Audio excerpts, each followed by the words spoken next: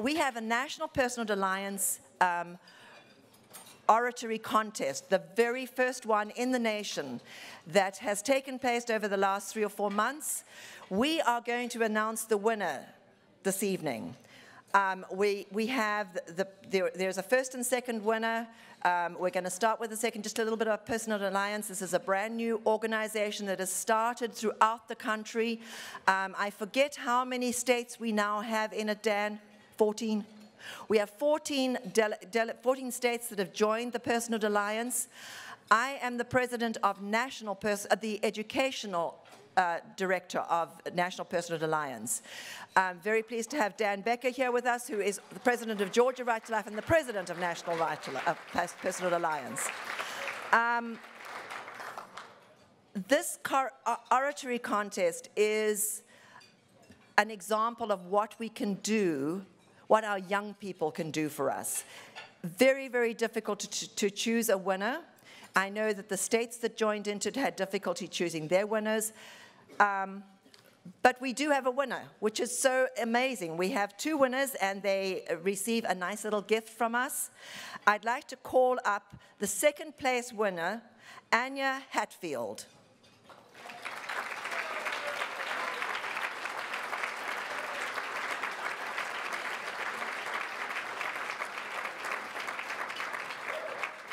Anya, are you here?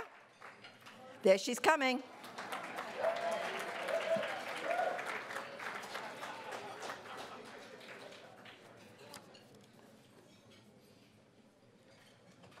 Congratulations. Thank you.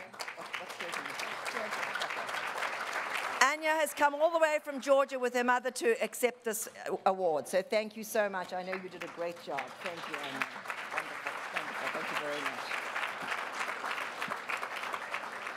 Our first place winner is I know it was difficult, but I have to say I'm very pleased to welcome up our very own Peter Lyons. Where's Peter?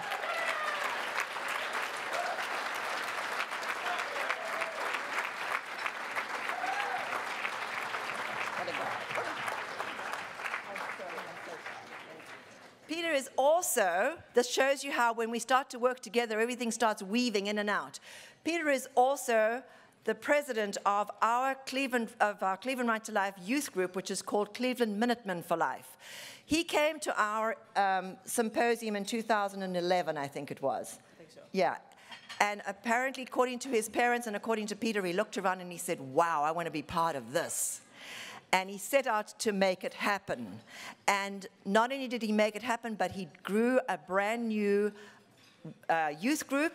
You need to go and check out their amazing website that Peter and his parents helped to put together. Peter has got now about, I don't know, maybe 30 group members that come and go in different events that you do. They've had as many as 60 or 70. Yeah, they've had as many as 60 or 70 go out to do events with them and do things with them. So without further ado, you're going to see why this young man is so amazing. But before he does that, he's going to read his winning speech.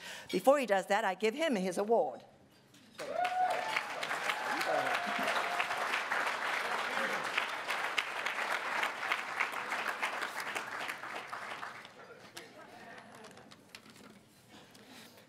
Hi, my name is Peter Lyons, as you probably have figured out by now. Before we jump into things, I want to thank one person without whom I would not be here, Molly Smith. Everybody give Molly Smith another big hand. She deserves it.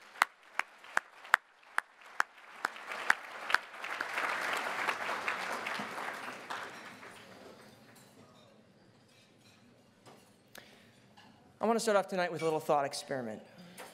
Everybody close your eyes just for 5 seconds and imagine a little boy in a really comfortable room, sitting there in his pajamas. He's got a big smile on his face because he's waiting for his parents to come up. They're going to be there any minute. It's the highlight of his life, just being cradled in their arms. You can open your eyes if you want, but I do want you to imagine his mother. Her heart is fractured almost beyond hope and belief. She slowly climbs the stairs towards her son's room. Her eyes fill with tears as her very soul revolts against the idea of cancer. Her arms are soon filled with his weight, and the scent of her child covers her, but her mind, body, and heart rage against this thing that threatens to consume her beloved son and to blight her life and steal away her happiness. She's but one mother in thousands. So listen to what one mother has to say about her son. His name is Ethan. He's a real cancer patient. Besides random fevers, Ethan just hasn't been doing well. Eating is a horrible struggle, and it shows on the scale and just by looking at him.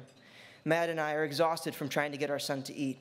Even his siblings feel the stress that comes from longing for their big brother to eat.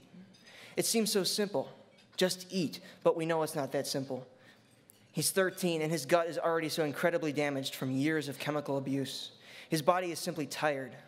We expect it to fight cancer, fight ulcers, gastritis, and fend off this fungal infection. Eating has become the least of his worries. It seems all Ethan has done is sleep this past week. I'll think he's gone to the bathroom, only to find him passed out on his bed. Often, I'll crawl up next to him and just quietly cry. Ethan's mom knows it's possible that she might not win the desperate battle for her son's life, but that doesn't stop her from trying. And whatever the result, she's going to spend the rest of her life making sure that her son is safe and that never again will he be destroyed by this terrible disease. You know, there is another cancer that courses through the veins of our nation. You know, our nation knows about cancer like that Ethan has. We've been torn by it. We grieve for those it is taken from us too soon. We wear pink ribbons and we share viral stories on the internet. We crowdfund. We put together walks and runs, and we make sure everyone knows about it, and we resolve to stamp it out forever. But that other cancer, it torments, it too kills and destroys and rends. It sows anger and the seeds of violence. It wipes out love with our approval. And although there are so many of us who know what it is and call it by name, well, we care, but we get to it when we can. The very fact that you are here at this convention indicates that you know the name of the cancer of which I speak. You have very likely wept in the face of the helpless anger it breeds. It is the enemy of God and seeks to devour his people, starting with their young. It is the vilest of the enemy's sinister tools of destruction. Because this cancer is one that we give permission, even as it eats away at the bodies of our young, it also eats away at the soul of the nation and everyone in it. You know this evil. This evil is abortion. Millions upon millions of children have died from this cancer, and what have we done about it?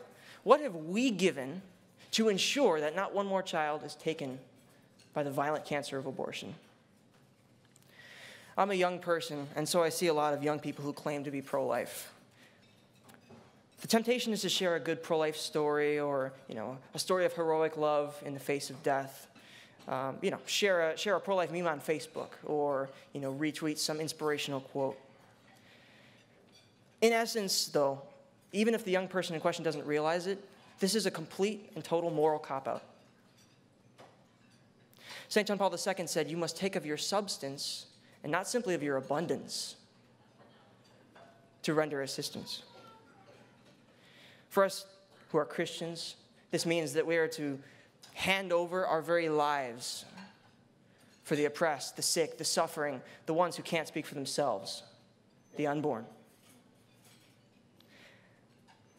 Being outspoken on Facebook occasionally just doesn't cut it.